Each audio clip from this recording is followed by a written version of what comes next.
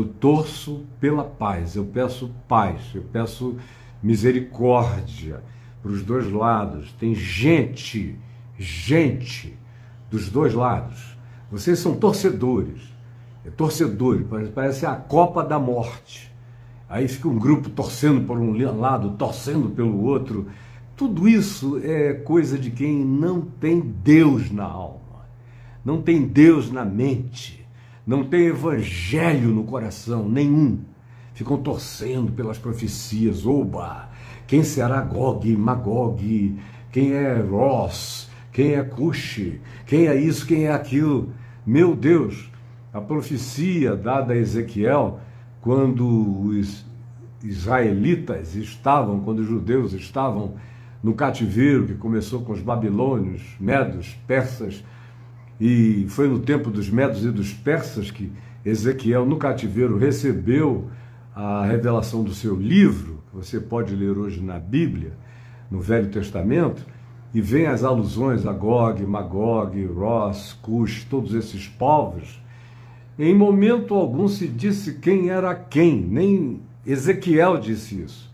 Só começou a acontecer essa tentativa de criar uma geopolítica para aqueles povos lá mencionados por Ezequiel na sua profecia, depois de 1948. Quase tudo que você vê hoje aqui, de evangélicos, dispensacionalistas, de escatologistas bíblicos falando, é coisa que foi construída de 1948 para cá nos Estados Unidos, animados já pelo início da Guerra Fria entre Estados Unidos e União Soviética. Portanto, para os crentes americanos, a União Soviética se transformou em Ross.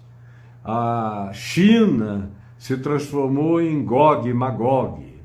E cada povo, de acordo com as amizades ou inimizades americanas, foi ganhando seu lugar na escatologia americana, dispensacionalista, que vocês leem hoje sem saber de nada e juram que saiu da Bíblia e que sempre foi assim.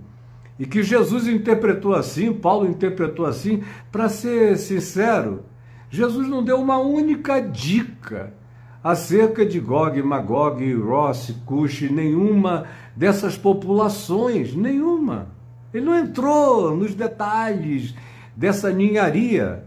Essa é uma coisa que tem a ver com uma produção americana, com ideologia americana, para atender os crentes americanos, que são os dominadores do protestantismo, do pentecostalismo mundial. Aí mudam-se os personagens, as nomenclaturas, na escatologia iraniana, que tem uma escatologia.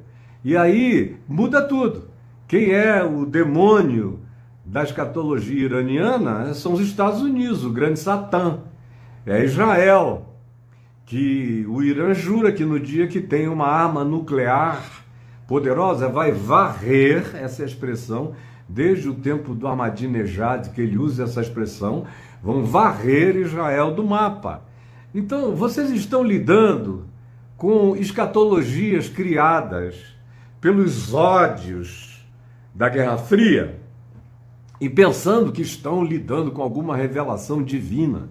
Como ainda agora eu vi um coach, que também dá às vezes de curandeiro, de profeta, de pastor e de tudo, um jovem coach, rico, milionário, que está aí, não entende nada de coisa nenhuma, não sabe nada, não tem a cultura mínima nem para abrir a boca a respeito disso, mas torcendo, meu Deus, que bom, está se cumprindo, olha, agora só falta haver uma recrudescência horrorosa dessa guerra, para que Israel tome uma atitude e esmague todos os palestinos, haja uma reação, derrube o Domo da Rocha lá em Jerusalém e a mesquita de El-Aqsa, que é um dos lugares mais santos para os islâmicos do mundo inteiro, e construa o terceiro templo de Israel para Jesus poder voltar. Para Jesus poder voltar. É um idiota, sem alma, sem coração, sem compaixão, sem misericórdia. A profecia bíblica não precisa de torcida. Preste atenção, a profecia bíblica não precisa de torcida, de perversos de um lado e do outro, como se fosse um jogo frenético de ódio, e assim, milhões de vezes pior do que a torcida do Corinthians e do Flamengo, ou as torcidas inglesas, ou tudo isso que a gente tem é brincadeira perto dessas torcidas de natureza política, religiosa, ignorante e perversa nas suas escolhas e decisões. É de chorar mesmo, Keila. É de chorar. Eu fico aqui tomado de ira santa, que eu não deixo o sol se pôr sobre ela.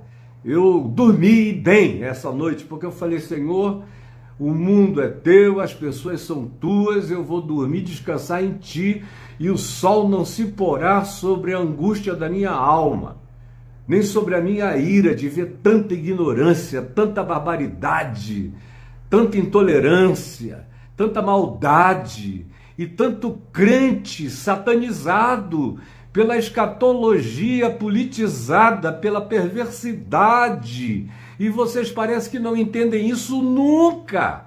Pelo amor de Deus, nós estamos do lado da paz. Nós somos, que se queremos ser de Jesus, dos pacificadores, que são chamados de filhos de Deus. É só isso que eu sou, é só isso que eu quero ser. Eu não tenho lado, o meu lado é justiça, é paz, é verdade e bondade. Eu tenho amigos e gente dos dois lados. Tem gente como você, como seus filhos, dos dois lados. Parem com isso. O resto é apenas incitamento e emulação diabólica. E vocês entram nessa direto. Ou então eu fico vendo as ideologias. Cristão de direita, cristão de esquerda, cristão de não sei o quê. Cristão de verdade não está nessa senão em favor da paz. Dizendo, seja feita a tua vontade, assim na terra como no céu. Cristão verdadeiro não fica torcendo por cumprimento das suas profecias de predileção ideológica, construída por loucos americanos pentecostalizados e que se tornaram best-sellers, consumidos por milhões de pessoas e formou a cabeça de um monte de gente. Mas vocês não são discípulos do príncipe da paz. São discípulos do príncipe do ódio, do príncipe deste mundo, do príncipe da potestade do ar, do espírito que agora atua nos filhos da desobediência. Pelo amor de Deus, eu só quero, o meu único lado nessa história é cessação de guerras e de ódios, é normalização. E é óbvio que eu tenho a maior simpatia desse mundo pela causa palestina, do povo palestino. O Hamas não representa o povo palestino. Assim como o próprio Fatah, lá na Cisjordânia, com Mahmoud Abbas, que é o presidente, não consegue representar o povo palestino. Era para ele ser, quando foi criada a autoridade palestina, para ele ser o porta-voz de todos os palestinos, incluindo os que vivem em Gaza. Mas ele não teve condição de dirigir Gaza. Foi por isso que o Hamas tomou conta do poder, porque o Mahmoud Abbas não tem essa pegada em Gaza, não tem nem na Cisjordânia, não tem nem na cidade dele em Nablus, que eu conheço muito bem. Então, por favor, eu peço a você, em nome de Jesus, por favor, não fique com esses acirramentos. Não fique torcendo pela profecia do fim do mundo, não entre nessa. Isso é completamente diabólico. A profecia foi dada, quando foi dada, para gerar esperança nos que estavam oprimidos, como lá no caso do cativeiro em Babilônia e depois na sequência política do cativeiro da dominação persa, de onde eles saíram sob o édito de Ciro o Grande, receberam ordem ou permissão para voltar e tentar reconstruir a cidade de Jerusalém. há 2.500 anos atrás, e vocês ficam querendo fazer reavivamento disso, torcendo pelo cumprimento e querendo que os fanáticos, que graças a Deus são minoria em Israel, tenham poder suficiente para influenciar o governo de tal maneira que o governo de Israel trilhe, porque tem poder bélico, tem poder nuclear. O que Israel fica fazendo é medir em conta-gotas a sua resposta, porque se eles pusessem para quebrar de verdade, é um dos exércitos mais bem montados e armados do planeta. Talvez seja o terceiro ou o quarto mais bem preparado para passar o Caterpillar. E em termos nucleares, meu Deus, seria uma calamidade. Mas tem crente, e o cara se diz crente, como esse coach aí, que a gente não sabe o que ele é, se ele é coach, se ele é charlatão, se ele é curador, se ele é pregador, se ele é profeta, sei lá o quê. Mas vocês vão atrás aos milhares, atrás do engano, porque ele diz o que vocês querem ouvir, ele tira a média ponderada da maioria da idiotice evangélica, e é a essa maioria de idiotas que ele fala para atender, porque quanto mais gente ele tenha, mais milionário ele fica, e vocês mais alimentam essa loucura, e alimentam na terra inteira, como nos Estados Unidos, a torcida é a mesma, o pessoal está torcendo do mesmo jeito, os crentes fanáticos que aprenderam a escatologia dispensacionalista nos Estados Unidos, seja ela pentecostal, essa escatologia, seja ela de natureza adventista, seja ela de que natureza seja. Todas as escatologias de fim do mundo, criadas e elaboradas nos Estados Unidos, praticamente 99% delas, são iguais, praticamente iguais, com diferenciações mínimas. Só não sabe quem não conhece mesmo. Quem conhece fica aturdido de ver vocês tomando lado. Eu não vou dizer o nome do coach, de ninguém, chega de nomes, só cria mais ódio e vingança. Mencionou, deu nome, aí vem guerra. Eu só quero combater o bom combate. É por isso que eu estou falando aqui, porque eu sei que eu estou do lado do bom combate, estou do lado da paz, não é de nenhum ladinho político, ideológico ou territorial. Eu reconheço que os palestinos têm direito a ter a sua terra, e eles têm já, por designação internacional e acordos firmados, a sua terra. Desde o acordo de Oslo, que isso está bem definido. E eu torço, eu também gostaria de ver uma Jerusalém. Na realidade, a minha utopia é que Jerusalém não fosse capital política de ninguém. Fosse só um lugar para ser visitado por quem quisesse, judeus, palestinos, árabes em geral, gente do mundo inteiro que quisesse ir lá por razões de natureza histórica, arqueológica, ou até religiosa, se quiser ir. Não é o meu caso, porque eu não adoro a Deus em Jerusalém, eu adoro aqui, ó, em espírito e em verdade, como Jesus mandou e disse à mulher samaritana. Não é nem neste Monte Gerizim, nem em Jerusalém, é aqui. São esses os que o Pai procura para seus adoradores. E eu sou crente, e não sou um arremedo de crente.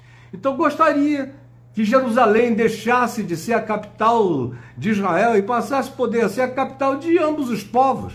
Ou se houvesse um mínimo de não fanatismo político-religioso, seria a capital dos dois povos, sem que fosse uma centralização política. Isso tudo seria possível se a nossa história não fosse distópica. Não fosse uma história que parece que cava o buraco do apocalipse todo dia, e vocês ficam esfregando as mãozinhas idiotadas para querer ver o pau cantar. É só porque está longe de você. Se fosse no quintal da tua casa, você ia ter outra interpretação de guerra, de violência e de tudo mais, mas é distante. Aí vocês ficam fazendo isso. Tem gente sangrando, seus burros. Tem gente morrendo, e você fica aí esfregando a mãozinha.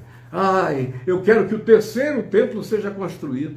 Terceiro templo para ser construído, lá na antiga esplanada do templo em Jerusalém, depois, no lugar onde foi erigido o Templo de Salomão, depois o grande Templo de Herodes nos dias de Jesus, que foi derrubado no ano 70 da nossa era pelo general Tito, dos romanos. No dia que esse terceiro templo for erguido lá, é porque aquele monumento chamado Domo da Rocha, que foi construído no início do século VII, e para cobrir a tradicional pedra do Monte Moriá, é só uma tradição, mas nessa hora são as tradições que valem mais do que a arqueologia, do que qualquer coisa, é a tradição religiosa. E a mesquita de Al-Aqsa, que é uma das mais antigas do mundo e uma das mais importantes para o mundo islâmico, que está ali colada nela. Eu vou a Israel desde os anos 70, num tempo em que você subia direto, passava direto de um lado para o outro. Você podia estar no tanque de Betesda, em Jerusalém, uma área completamente judaica e cristã, e atravessar a pé para o Domo da Rocha e para a mesquita de Al-Aqsa, sem vistoria, sem soldado de nenhum país, sem nada. Era um tempo diferente. Eu ia para a rodoviária de Jerusalém e pegava ônibus palestino de linha para Hebrom, ônibus palestino de linha para a região de Gaza.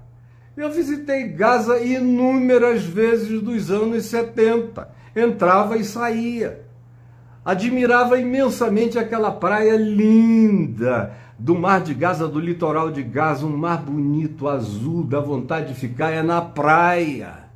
Antes de acontecer o que aconteceu do final da guerra do Yom Kippur para cá, com todos os elementos de aceleração, de emulação provocada por terroristas, grupos terroristas, e também em razão dos conflitos, da falta de unanimidade dentro de Israel. A grande maioria da população naquele tempo era completamente pela paz.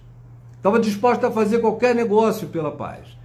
Foi depois que houve ataques e grupos terroristas se organizaram dentro dos clusters palestinos, é que começou a haver uma mudança de atitude na população de Israel, mas isso durou aproximadamente 35 anos.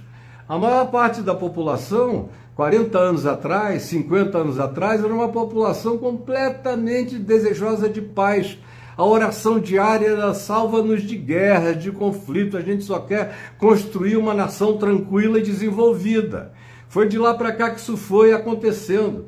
E uma coisa extraordinária, eu que vou há anos, há décadas a Israel, é ver os especialistas em Israel dizendo que uma das piores coisas que acontecem na exacerbação do espírito da guerra em Israel são os turistas crentes. Eu já ouvi tanto isso, os turistas crentes pentecostais americanos, brasileiros, latino-americanos ou de qualquer outro feudo de adventismo escatológico planetário, que vão lá e ficam o tempo todo, eles dizem, olha, os nossos radicais ortodoxos, religiosos, são menos radicais do que eles. Mas aí tem um aspecto, já que eu mencionei os radicais ortodoxos judeus. Uma parte significativa do recrudescimento desse problema tem a ver com os colonizadores religiosos ortodoxos ou ultra-ortodoxos de extrema-direita, judeus, invadindo as áreas que já foram designadas para ser a área dos palestinos, invadindo lá com a Bíblia do Velho Testamento aberta. Não, a promessa a Abraão, ou a promessa que Moisés fez, ou a delimitação dos termos das tribos de Israel, incluía esse pedaço aqui. Mas depois disso, já se passaram 2.500 anos no mínimo, desde que Israel saiu para o segundo cativeiro, desde que os samaritanos, que eram Israel, os 10 reinos das tribos, 10 tribos de Israel, antes do exílio, eram todas baseadas em Samaria, como a gente lê no Velho Testamento. E as tribos de Judá e Benjamim tinham sua capital em Jerusalém. os dois grupos, o reino dividido, depois de Salomão, o lado do reino norte, com capital na Samaria, foi para um exílio, e o reino com capital em Jerusalém foi para outro exílio, e voltaram de lá com ódio, um grupo do outro, um ódio que permanece até ao dia de hoje. Judeus e samaritanos continuam se odiando. E só que os samaritanos, conquanto seja um povo à parte, convivem com os palestinos da Cisjordânia, na sua geografia original samaritana. E os palestinos, que já estavam ali há muitos anos, Israel saiu oficialmente da região no ano 70. O que ficaram foram os que reagiram à tomada romana. Sempre houve judeus morando em Israel, mas não era nada oficial. A maior parte dos judeus, a maioria absoluta, passou os últimos quase 2000 anos, até 1948, peregrinando pela Europa e por outros lugares do mundo, onde enriqueceram, ganharam dinheiro, se aculturaram, tiveram gerações e gerações de filhos, e, meu Deus, voltaram exclusivamente por causa do Holocausto. Se não tivesse havido nem Hitler, nem Holocausto, provavelmente tivesse tudo como dantes no quartel de Adantes, ali naquela região da Palestina. Mas foi o Holocausto que, por uma questão de sobrevivência, fez com que eles deixassem o que antes era o seu conforto durante alguns séculos na Europa e voltassem, como eu expliquei ontem, porque ninguém também queria lhes dar abrigo, nem na Europa, nem nos Estados Unidos. Tem uma grande hipocrisia universal nessa história inteira para quem conhece um mínimo de história. Então, o que a gente tem hoje em dia é algo que não será resolvido por nenhum tipo de guerra. Só um milagre pode resolver isso. E o milagre não é o desse coachzinho ignorante, que só pensa em dinheiro, em grana e fica rico.